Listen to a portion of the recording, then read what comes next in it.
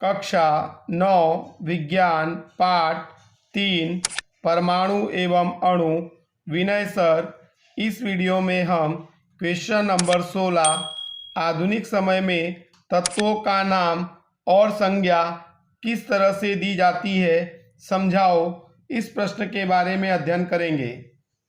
पहला पॉइंट, आधुनिक समय में तत्वों के नाम और संज्ञा यानी संकेत की मंजूरी IUPAC, जिसका पूरा नाम international union of pure applied chemistry द्वारा दी जाती है। इसका मतलब ये होता है कि अभी आधुनिक समय में यानी वर्तमान समय में तत्वों के नाम और उनकी संज्ञा यानी संकेत की मंजूरी IUPAC, जिसका पूरा नाम है international union of pure applied chemistry द्वारा दिया जाता है।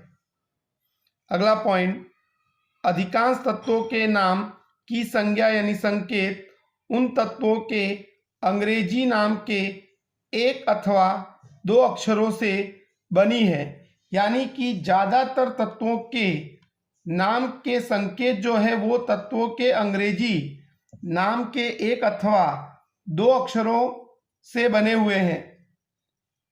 अगला पॉइंट, किसी भी तत्व की संज्ञा का प्रथम अक्षर हमेशा कैपिटल अक्षर में और दूसरा अक्षर हमेशा स्मॉल अक्षर में लिखा जाता है। यानी किसी भी तत्व की संज्ञा अगर दो अक्षरों द्वारा दी जाती है तो उसका पहला अक्षर हमेशा कैपिटल होता है और दूसरा अक्षर हमेशा स्मॉल होता है। जैसे कि उदाहरण, हाइड्रोजन, हाइड्रोजन को संकेत में H से दर्शाते हैं। एल्यूमिनियम, एल्यूमिनियम का संकेत है Al, लेकिन पहला A जो होगा वो कैपिटल होगा और दूसरा L वो स्मॉल लेटर में होगा, न कि दोनों कैपिटल में होंगे, यानी Al दोनों कैपिटल में लिखे नहीं जाएंगे। इसे अगर एल्यूमिनियम को लिखना है तो लिखेंगे Al, पहला अक्षर कैपिटल और दूसरा स्मॉल। नंबर 3, कोबाल्ट, कोबाल्ट को हम CO द्वारा दर्शाते हैं। C कैपिटल रहेगा, O स्मॉल रहेगा, न कि C कैपिटल और O भी कैपिटल नहीं होगा। तो कोबाल्ट को CO से लिखेंगे तो C कैपिटल और O स्मॉल रहेगा।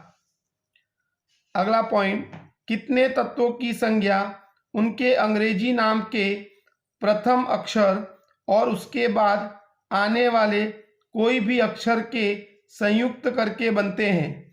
यानी कितने तत्वों के संकेत जो है वो उनके अंग्रेजी नाम के पहले अक्षर और उसके बाद आने वाले किसी अक्षर को जोड़कर बनाया जाता है। जैसे कि उदाहरण, क्लोरीन, इसको अंग्रेजी में CHLORINE लिखते हैं, तो इसलिए इसे संकेत में दर्शाते हैं Cl, यानी पहला और तीसरा अक्षर का उपयोग करके लिखते हैं, तो यहाँ पर Cl।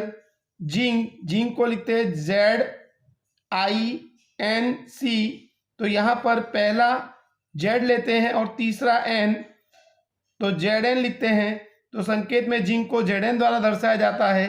तो कितने तत्वों के संकेत को अंग्रेजी नाम के प्रथम अक्षर और उसके बाद आने वाले किसी अक्षर को लेकर जोड़कर बनाया जाता है। अगला पॉइंट, कितने तत्वों की संज्ञाओं को लैटिन, जर्मन या ग्रीक भाषाओं के उनके नाम पर से रखा जाता है। यानी कितने तत्वों की संज्ञाओं यानी संकेत को लैटिन, जर्मन अथवा ग्रीक भाषाओं के उनके नाम पर से रखा जाता है। उदाहरण, नंबर 1, लोहे की संज्ञा Fe, उसका लैटिन भाषा में नाम फेरम पर से रखा जाता है। यानी कि लोहे को लैटिन भाषा में फेरम कहते हैं और उस पर से उसे संकेत में Fe द्वारा दर्शाया जाता है। नंबर 2, सोडियम की संज्ञा Na, उसका लैटिन भाषा में नाम नेट्रियम पर से रखा जाता है। इसका अर्थ होता है कि सोडियम का लैटिन भाषा में नाम है नेट्रियम और उस पर से उसे संकेत में Na द्वारा दर्शाया जाता है। उसी प्रकार नंबर 3, पोटेशियम की संज्ञा K, उसका लैटिन भाषा में नाम कैलियम पर से रखा जाता है। तो पोटेशियम को लैटिन भाषा में कैलियम कहते हैं और उसके पर से उसे संकेत में के द्वारा दर्शाया जाता है। इस प्रकार आधुनिक समय में जो तत्वों के नाम हैं उनको दर्शाने के लिए हम 3 तरीके का उपयोग करते हैं।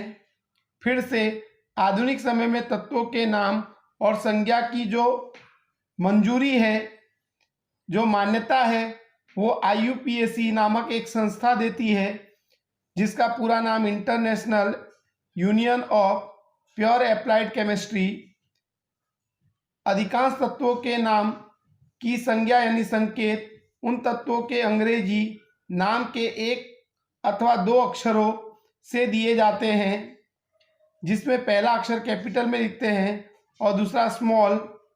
कितने तत्वों की संज्ञा उनके अंग्रेजी नाम के प्रथम अक्षर और उसके बाद आने वाले कोई भी अक्षर को जोड़कर बनाया जाता है। नंबर 3, कितने तत्वों की संज्ञा को लैटिन, जर्मन अथवा ग्रीक भाषा पर के उनके नामों पर से रखा जाता है। Thank you.